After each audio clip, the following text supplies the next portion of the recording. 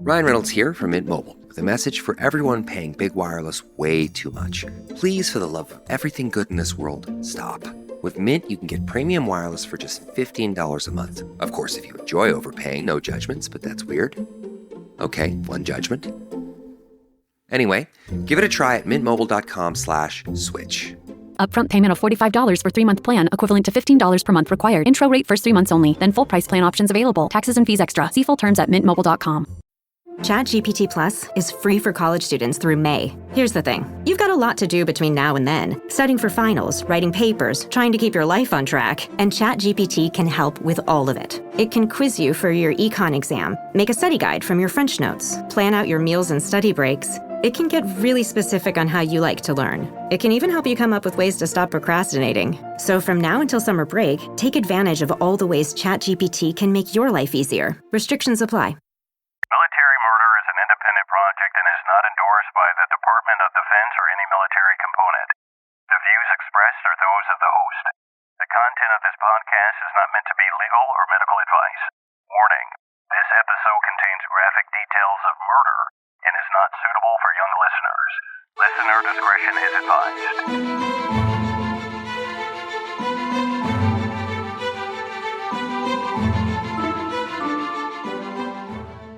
Welcome back, True Crime Army. I am your host, Margot, and this is Military Murder, a show where I focus on crimes committed by military members and veterans. But don't worry, you don't have to know anything about the military to listen, I promise. You just have to be a true crime enthusiast, and if that's you, welcome home. All right, True Crime Army, I made a few big announcements last week on Instagram, so just make sure that you're following me on there so that you're not behind. You can follow me there at Military Murder Podcast. I announced last week that I have a new release schedule. Instead of every week, I will be releasing a new episode every other week, so be sure that you subscribe, which means that you click or follow the check mark wherever you listen. That way you are immediately notified when a new episode drops. Also, I do plan on going live tonight on TikTok at 9 p.m. Central, so make sure that you're following me on TikTok, and you can follow me there at Military Margot with a T at the end. And finally, just a reminder that if you're in need of more content, you can check out my Patreon, where there's at least 30 episodes of content just like you listen to every single week. And you can check that out at patreon.com/militarymurder. All right, enough announcements, on with the show.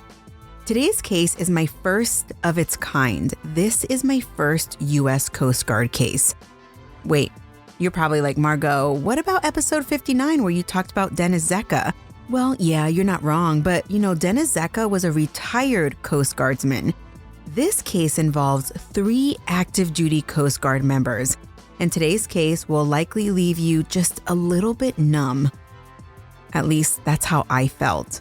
Thank you to all my listeners who recommended this case. Join me today as I tell you a story that began in Kodiak, Alaska, and concluded in tragedy in Bourne, Massachusetts. This is the story of Lisa Trubnikova. Now, let's dig in.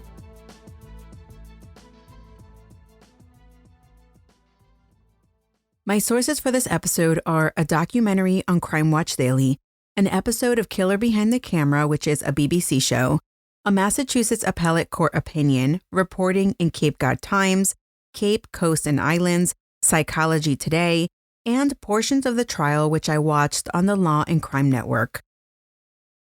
On February 5th, 2015, Lisa Trubnikova and her wife Anna were fast asleep in their Monument Beach condo located on 11 Roundhouse Road in Bourne, Massachusetts. Both members of the Coast Guard, Anna was stationed at Woods Hole and Lisa was stationed at Joint Base Cape Cod. They lived in this home for about a year and some change, and at the house they had 2 cats, and they had recently added a puppy to their family, which they had in a crate in their bedroom. The day prior, on February 4th, 2015, Anna had some type of training that day, so she attended her class or her training from about 8 o'clock in the morning to 4 p.m. And then after work, together with her wife Lisa, they went to a car dealership. A month earlier, Lisa had totaled her car and she was in need of a new one. Well, after they visited the dealership, they went to the mall, and then they got home at around 9 p.m. Once home, they were so tired that they went straight to their bedroom where they prepared for the night and watched TV before falling asleep. At about 2 o'clock in the morning now on February 5th, Lisa woke up when she heard some weird noises coming from downstairs. She startled Anna awake, but a still groggy Anna was like, hey, listen, it's probably just the cats. But as she lay back down, well, that's when she started hearing very heavy footsteps coming up the stairs. And then, boom, their bedroom door swung open. And it was then that full chaos ensued. It was dark and a man dressed in all dark tactical gear was now in their bedroom, a light flashing in the women's eyes as they screamed from sheer terror. The man shouted commands, separate and get on the floor. The women shouted back, who are you? What do you want? Anna wasn't trying to be defiant, but she was sure that whoever this person was, they had gotten the wrong house. I guess in thinking about it, it does kind of sound like a raid. Someone wearing tactical gear burst into your suburban home shouting commands. But the light is flashing right in Lisa and Anna's face, and it's clear that this man knows who they are, he can see their face, and he has the right house. As Anna's eyesight corrects itself in the darkness as the light continues to flash right in her eyes, she notices that the man has at least one gun. The ladies lay in bed as the man walked to the edge of the bed and yanked the covers off. Lisa was not letting up, though. She wanted to know who the hell he was, and she yelled, who are you and what do you want? The man then removed his mask, and Lisa yelled, Adrian Loya? Adrian Loya? What do you want? What are you doing here? The man then yelled, see what you've done to me? You're making me do this. This is what I've become. Lisa yelled, I'm so sorry. But Adrian replied, it's too late. You had 2 years to say you were sorry.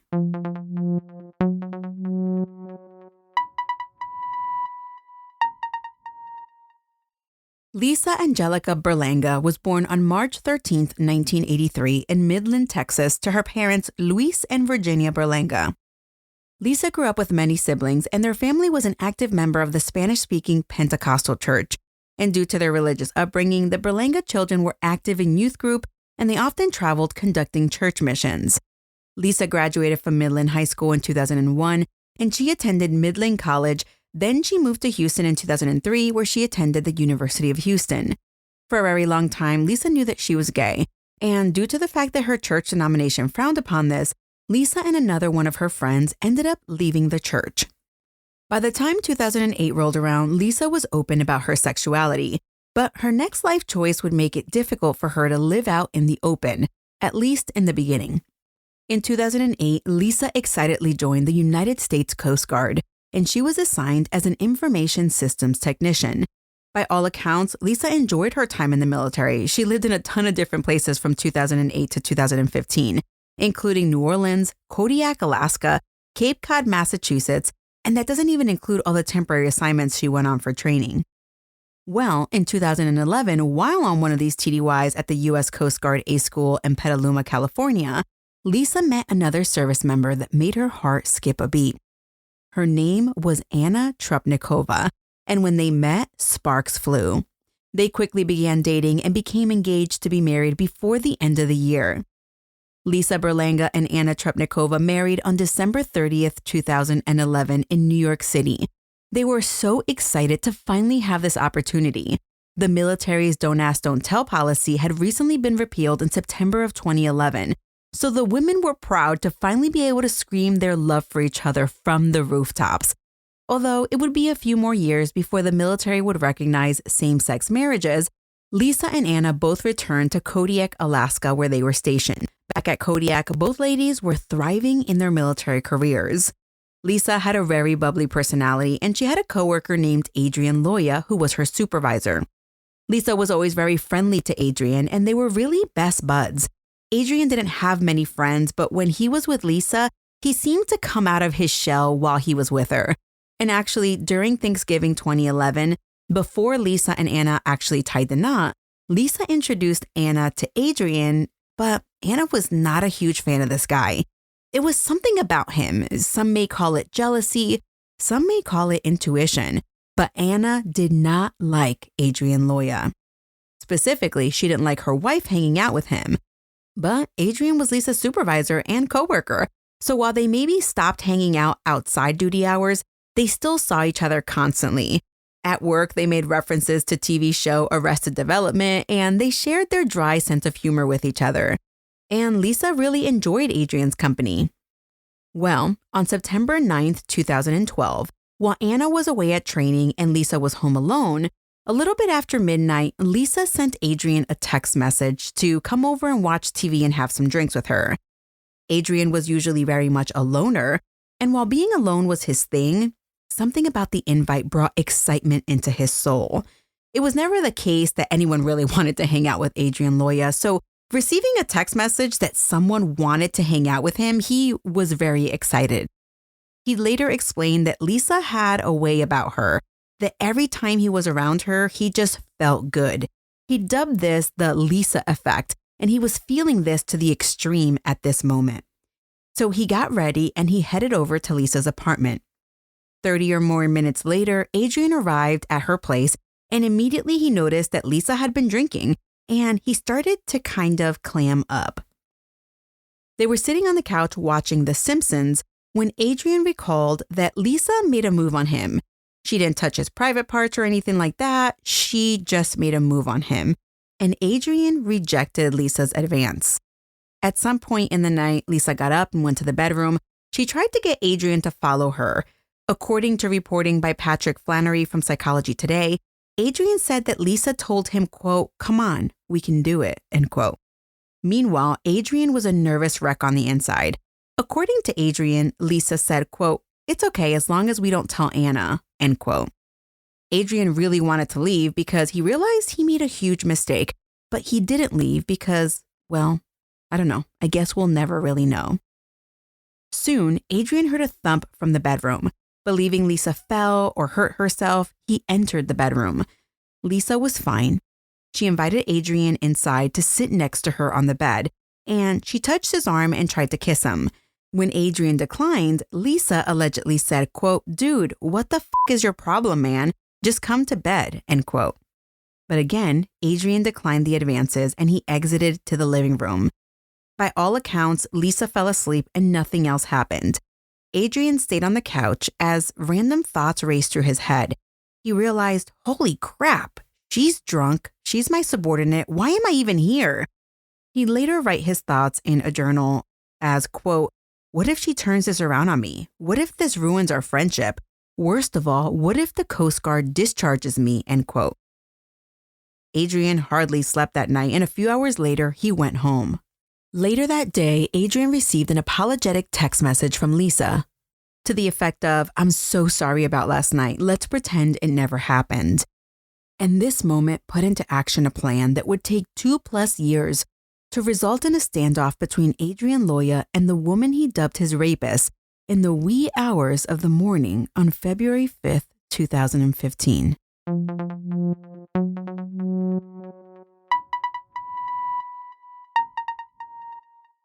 My favorite thing about Shipt since I signed up for Target Circle 360? No price markups when I order same-day delivery from tons of local stores. Only a handful of alcohol retailers and items don't count. I won't lie, I've had too much fun being like, markups on groceries? Not in my fridge. Markups on pet food? Not from my DOG. Markups on tools, electronics, home goods, meds? Not in my house. Anyway, it's awesome. Order now at shipt.com/360. Terms apply. 5 immersive worlds, 1 amazing theme park. Get ready to explore the all-new Universal Epic Universe, featuring the wizarding world of Harry Potter, Ministry of Magic, Super Nintendo World, How to Train Your Dragon, Isle of Berk, and Dark Universe. Epic Universe, now open at Universal Orlando Resort. Our universe will never be the same. Tickets and packages on sale now at universalorlando.com. While Lisa and Anna were living their best life, Adrian Loya was stewing over a perceived wrong. He felt that Lisa Trubnikova raped him, and he was upset that she wasn't taking responsibility. So a few months after this happened, Adrian wrote Lisa a 16-page letter explaining how he felt, and he emailed it to Lisa.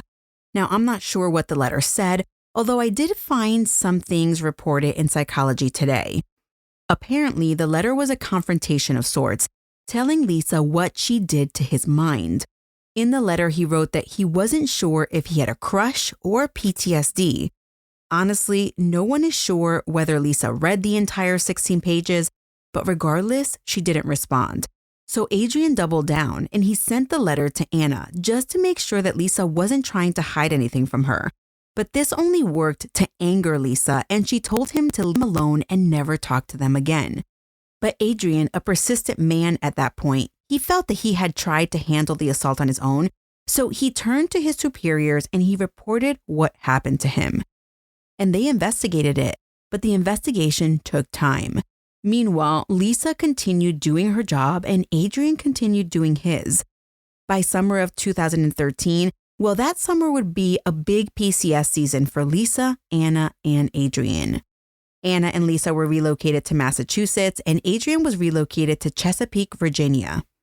Meanwhile, the investigation had come to a conclusion, and Adrian was brought into his leadership's office. They sat him down, and they told him the investigation into his allegation of rape and sexual assault had concluded with negative findings. The disposition of allegations read in part, quote, "The decision was made to not pursue criminal charges in the case. This decision was not made lightly, but with careful consideration of the facts and the circumstances under which you made these allegations. The Coast Guard takes allegations of sexual assault very seriously, and a thorough investigation was completed into this matter.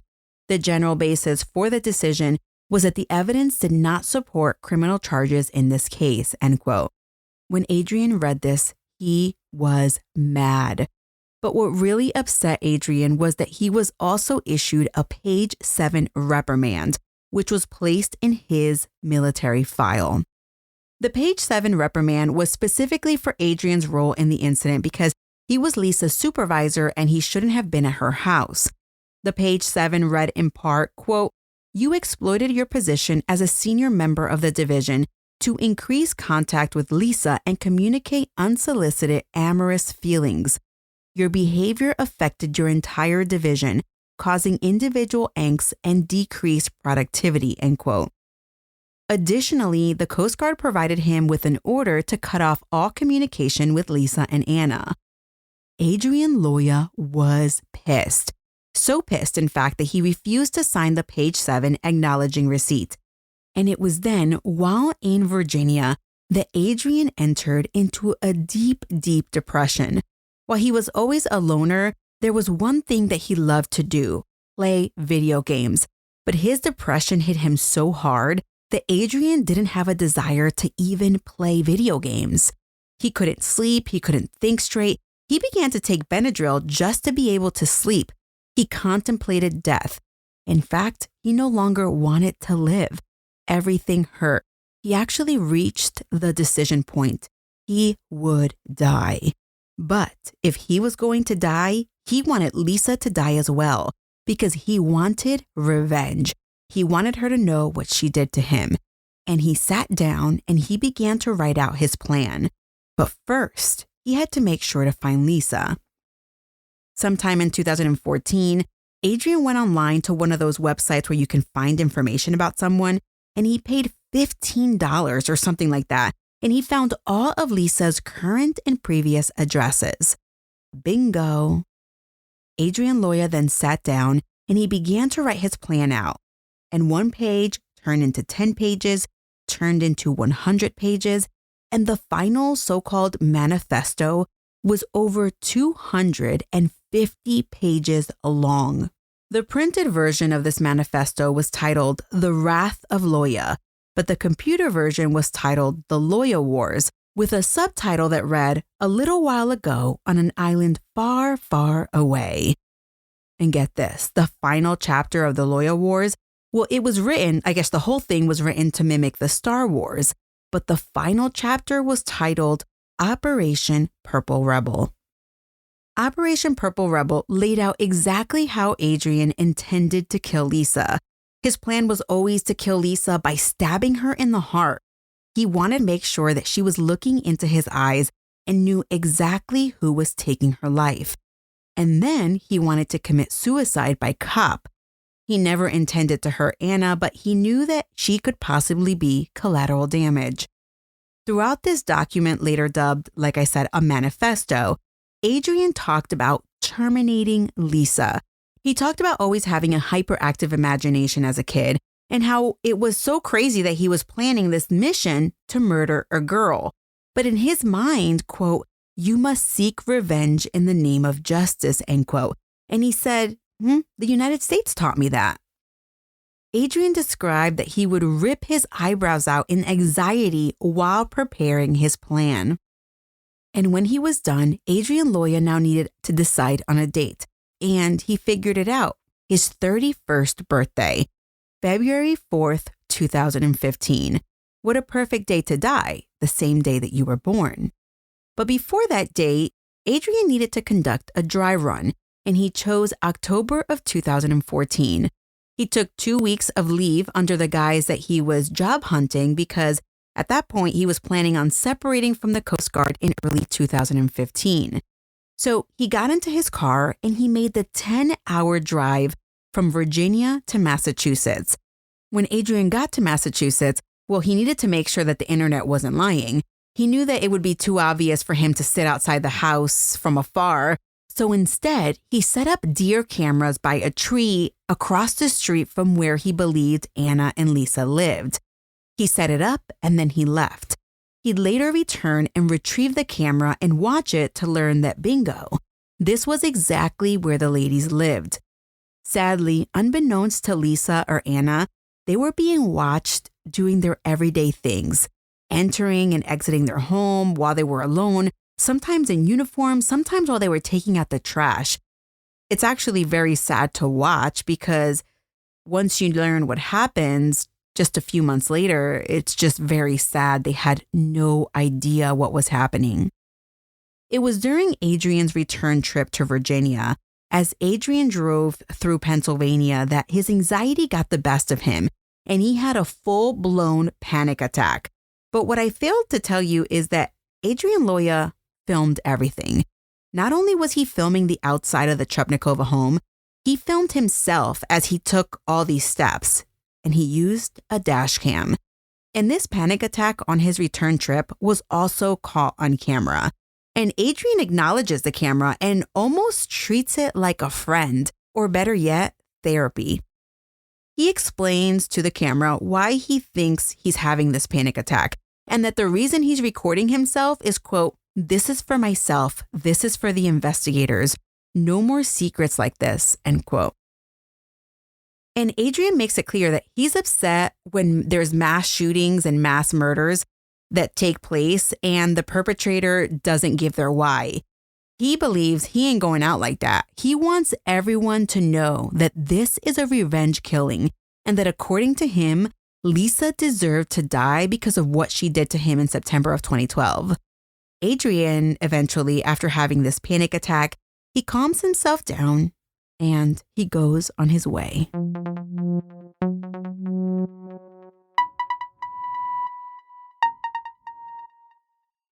In late January 2015, Adrian left his house in Virginia prepared to never return again. The final chapter of his manifesto was taking shape. Quote, "Confront Lisa any way I can and terminate her. Make sure Lisa knows that it is I taking her life. This should be interesting how it actually plays out. I am very excited," end quote. Adrian then drove to Bourne, Massachusetts. He arrived at the Quality Inn where he checked into room 101. And for a few days, he cased out the place. He wanted to make sure that Lisa was still living in the same place. Before his mission was set to begin, he took a laxative because he knew that humans are known to release everything in their bowel upon dying, and he didn't want to poop himself in the process of committing suicide by cop. On February 5th, 2015, Adrian left his hotel room after 1 o'clock in the morning. He arrived at the condo where Lisa and Anna lived. There was only one way in and out from the complex by car, so Adrian parked his Mazda right at the entrance to keep cars from coming in and from leaving. He then set up what appeared to be explosive devices around the car and around the area. He also set up a boombox where he played his, quote, battle music. Now, I believe it was the theme songs from Batman Begins and James Bond. By the way, Adrian also wrapped a smoke bomb to the boombox for dramatic effect. Then Adrian, armed to the teeth and wearing his GoPro taped to his chest, he set his car on fire to create a diversion. Then he briskly walked to 11 Roundhouse Road. Adrian was armed with 4 guns, a knife, and 2 sets of handcuffs. But most importantly, he had a mask to hide his identity. He sets up in front of House 11. He points his rifle at the door locks and boom, boom, boom. He shoots his way in. He sees the stairs and he quickly makes his way upstairs. Now, the thing is, once he was inside, he knew exactly where he was going, even though he'd never seen the inside before. You see, during his preparation, he found a real estate listing with a house that had an identical layout. So when he entered the home, he knew exactly where he was going. At this point, Adrian found himself at the top of the stairs when one of the Trubnikova cats actually attacked him, which freaked him out. So instead of taking a deep breath and gathering his bearings, he charged into the room after the cat spooked him. Lisa and Anna were, of course, screaming. Adrian had a light on his gun and it was blinding the ladies. They could barely see. They were wondering who the hell he was and what he wanted. And that's when he took the sheets off the bed. He threw Anna's phone across the room and then he took off his mask. Lisa immediately recognized him, and as she shouted his name, it clicked in Anna's head. Oh, this is Adrian Loya, that weird Coast Guard guy with the 16-page letter. Wasn't he ordered to stay away from them? But listen, at this point, that's neither here nor there. The ladies finally obey his command to get on separate sides of the bed. He then threw each of them a set of handcuffs and ordered them to put them on. They did not want to do this though, but as Adrian was pacing back and forth from the window to the door, he was getting more and more agitated. Adrian yelled, "Just do it!" And Anna put the cuff on one of her wrists, but hid her other wrist so that he wouldn't tell if she had it on all the way or not. But Lisa, she was being defiant. At some point, Adrian is out of sight and the ladies flip the mattress to use it as a shield, and they both get on the same side of the bed as each other. And remember, it's still dark in the bedroom. But as Lisa approaches, she has her phone in her hand and the screen has lit up the entire room.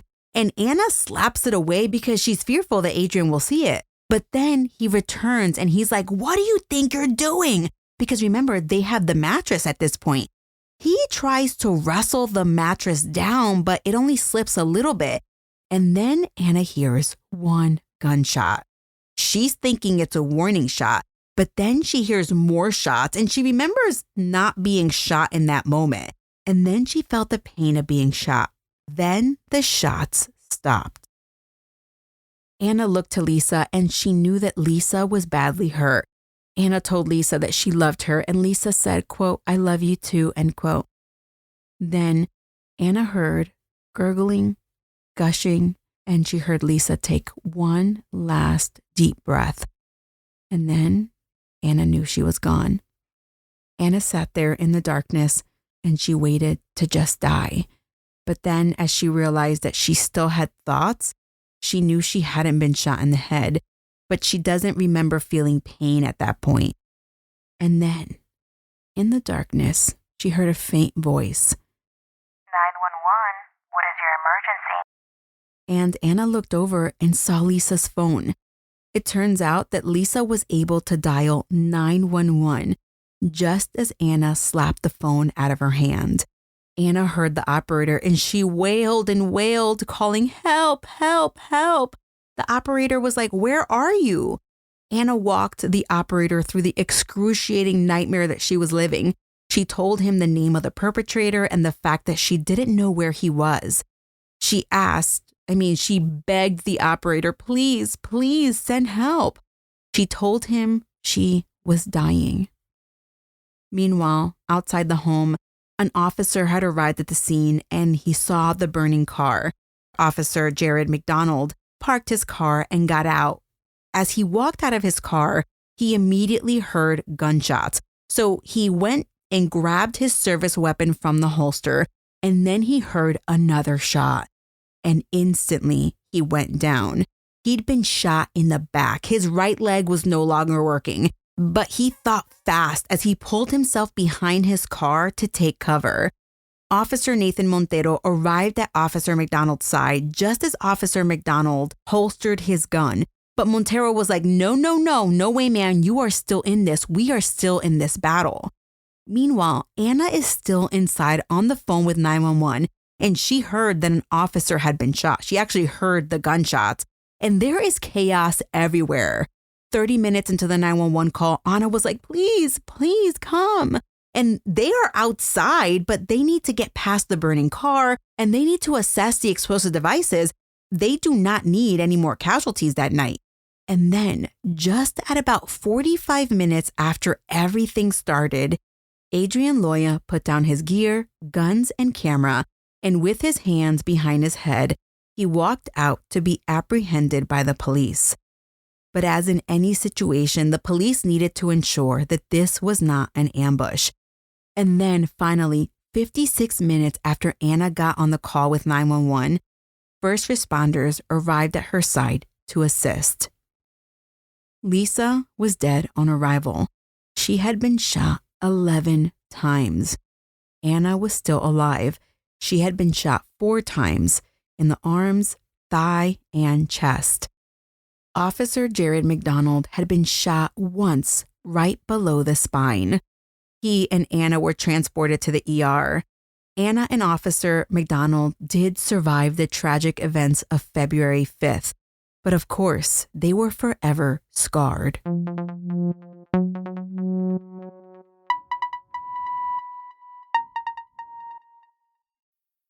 Fellas, you know Degree Cool Rush deodorant, right? Well, last year they changed the formula, and guys were mad about it. One dude even started a petition. So guess what? Degree heard us, admitted they messed up, and brought the original Cool Rush scent back exactly how it was. And it's in Walmart, Target, and other stores now for under $4. So grab some and remember why its cool, crisp, and fresh scent made it the #1 men's antiperspirant for the last decade. Degree Cool Rush is back, and it smells like victory for all of us.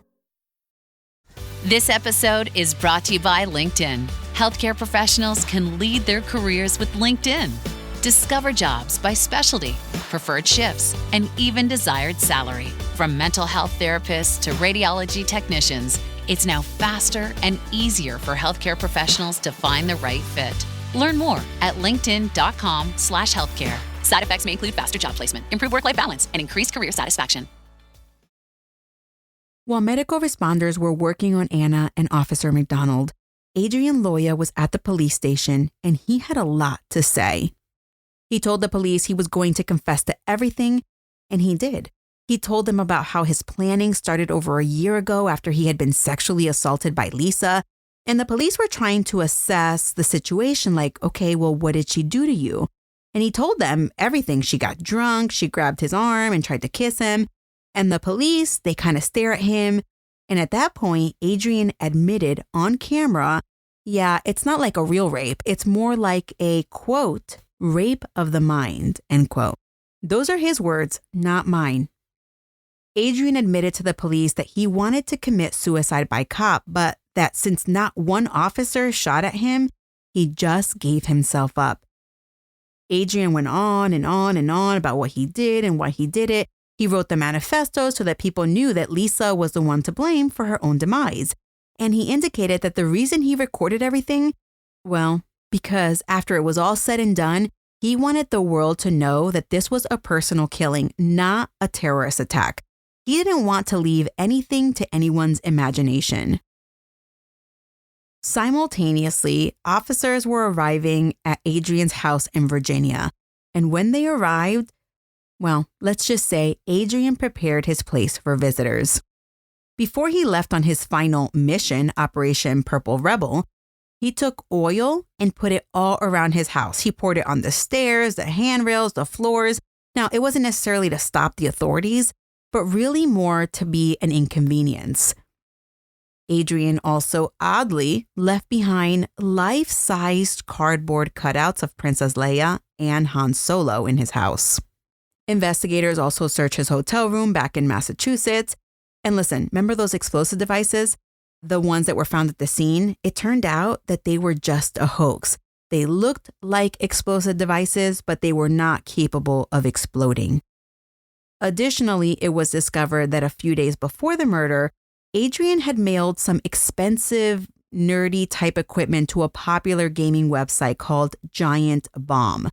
Now, the guys from Giant Bomb, they made a video opening the boxes that they had received from one of their fans, and Adrian gave them some pretty expensive stuff. I mean, even the guys are kind of shocked by this gift.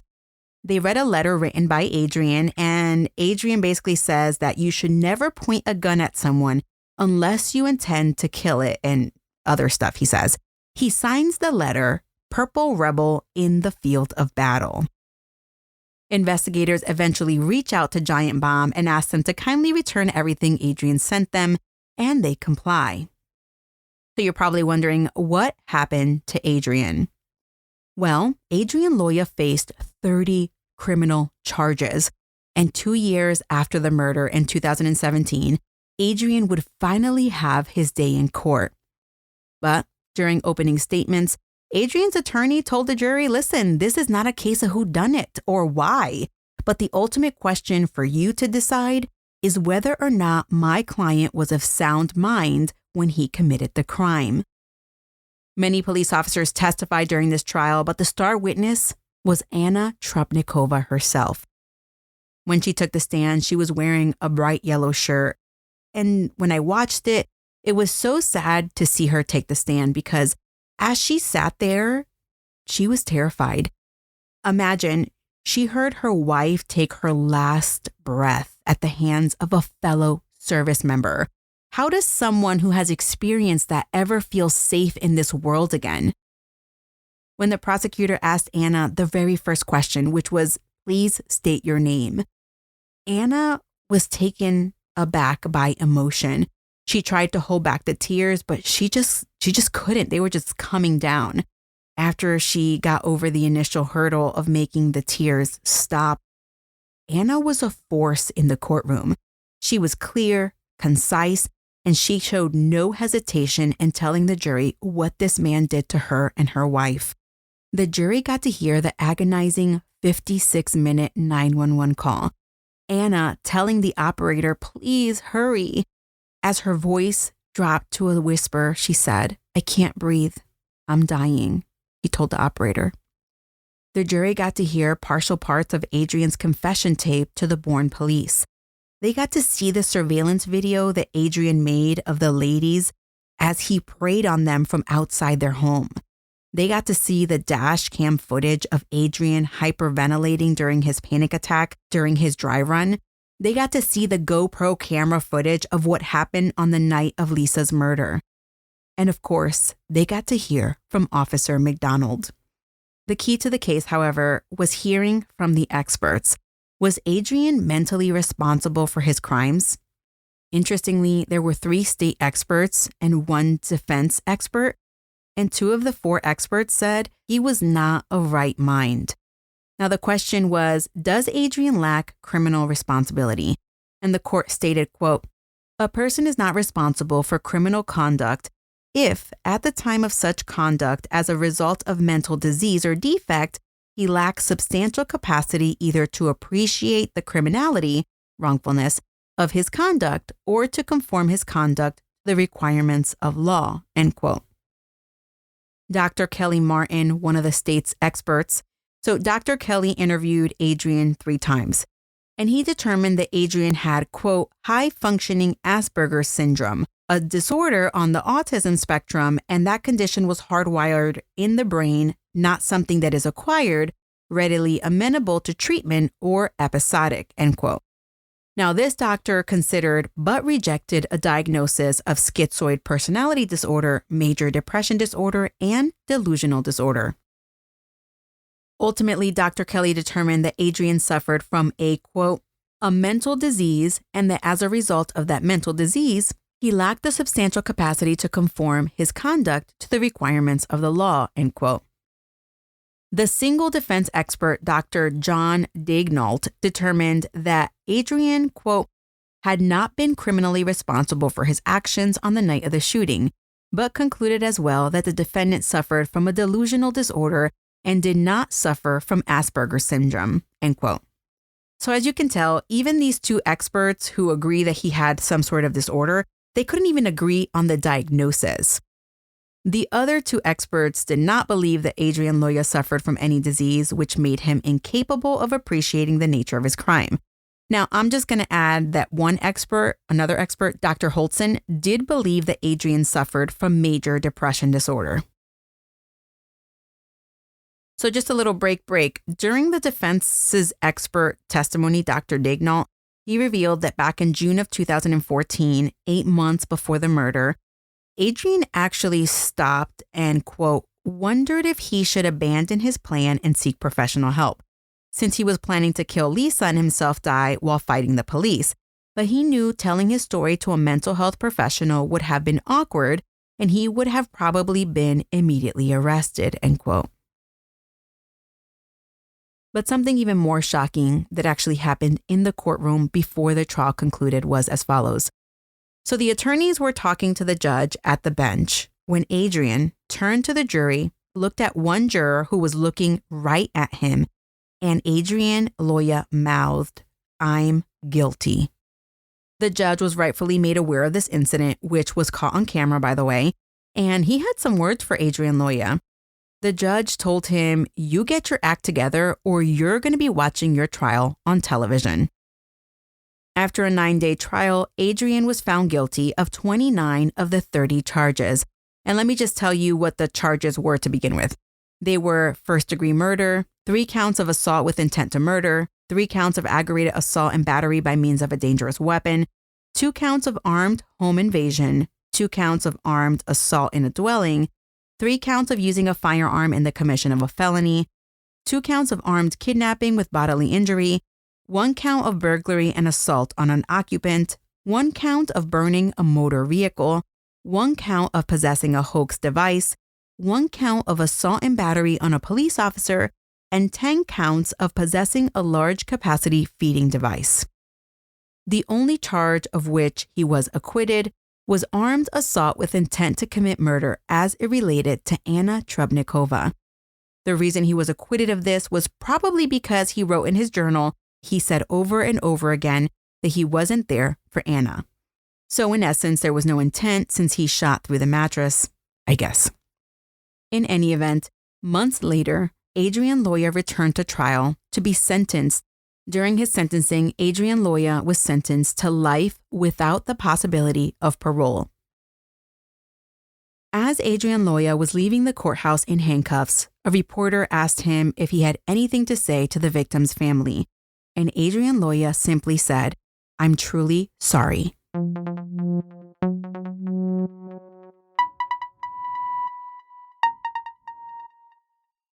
Since the trial, Adrian Loya is getting the help that he needs. I would like to tell you a little bit about Adrian Loya. Now, all of the information I'm about to share with you, I obtained from an article written by Patrick Flannery, and this article was published in Psychology Today. Adrian Loya was born in El Paso, Texas, to Shirley Guerrero and George Loya. He is the oldest of 3 kids. His parents married when he was 2 years old, but divorced when he was 4 years old. Shirley, Adrian's mom, described that when Adrian was 8 years old, he had wild mood swings. One minute he would be withdrawn, then the next minute he'd be confrontational, then the next minute he'd be volatile. Mom wanted him to be in counseling, but the dad was like, nah, he'll grow out of it. Eventually, Adrian's mom moved to San Antonio, but Adrian stayed with his father in El Paso. He joined the swim team at Burgess High School, but while he was a decent swimmer, Adrian was never really a good student. Adrian eventually joined the Coast Guard when he was 21, and it was more or less to get out of his dad's house. After the conviction, Adrian met with Patrick Flannery, and he told him, quote, "Lisa didn't deserve to die, but she wasn't innocent. She still did something, and she wasn't remorseful for what she did," end quote. Adrian admitted to Patrick that after he reported the assault to superiors, he was laughed at and told to, quote, "just get over it," end quote. Adrian asked for a transfer at some point to a different base, but he was denied, and he said that they did allow him to move to a different desk to minimize contact with the two, and this was when they were in Kodiak, Alaska. Eventually, Adrian says when he reported to investigators, they opened a case, but in the meantime, they told him to seek counseling, which he did. He met with a therapist for 9 weeks while he was in Kodiak, but he admits that the therapy actually made it worse. But once he left Alaska, he told himself he was going to continue therapy, but he never did. Because after he was notified of the result of the investigation and once he received the page 7, he just kind of says that his mind just kind of lost it. In retrospect, as Adrian sits in jail and after undergoing therapy for about a year and taking antidepressant medication, Adrian realizes that had he gotten the help he needed instead of constantly being met with statements like, just get over it, well, he says, quote, "Now I can see how horrible everything was and how it could have just easily been fixed," end quote. Of everything that's happened, Adrian's dad believes that the Coast Guard is partially to blame for what happened, but he doesn't think he's blameless. He said, quote, "The biggest mistake I made with my son was I wouldn't listen to him when he had problems. Adrian's guilty, there's no doubt about it, but the question was always why," end quote. Adrian's mom told Psychology Today that she struggles with similar emotions, saying, quote, "It's kind of a scary thing to think, was it us? Should I have fought harder to get him help earlier? I don't know, but it's a losing battle because it's all past," end quote. From jail, Adrian wrote to Patrick Flannery and admitted, quote, "Lisa never really did anything that bad to me, and it is because of how my mind is wired that her actions seemed horrible," end quote. I debated for a very long time whether I should include that last part about Adrian, his upbringing, his thoughts, and his family's thoughts after trial. But I like my storytelling to be transparent. There are families on both sides of a trial, the victim's family and the perpetrator's family. And sadly, they are all victims. They all live with blame. What could they have done differently? And I wanted that to be a part of this story because Adrian's story is extreme, but how many less extreme stories are out there? The thing about military murder stories is that usually both the victim and the perpetrator are in the military, and many of us who have served either know the victim or the perpetrator, or we often know both. Since that tragic day in 2015, survivor Anna Trubnikova has chosen not to speak to the media, although she has said that every day is hard living without her wife Lisa, who was an amazing human being. I found Lisa's Find a Grave link and it read in part, quote, "Lisa was an amazing person who knew how to love unconditionally and did so as is manifested by the many heartbroken family and friends who have supported us and grieved with us through this tragic time. As we struggle with the great loss of no longer having her here on earth, we are truly comforted to know that though she always lived a wonderful, happy life, the last few years of her life were her happiest, and for that, we are overjoyed," end quote.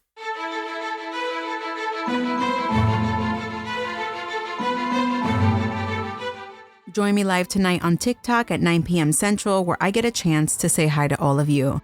Find me on TikTok at Military Margot with a T at the end, and on Instagram, I'm at Military Murder Podcast. This show was created by Mama Margot Productions and produced in collaboration with my Bootcamp and Higher fan club members. The music was created by Ty-Ops. Until next time, remember, you never really know what someone is capable of, so remain vigilant always. You have a fabulous week, and I'll keep digging to bring you another military murder story next time.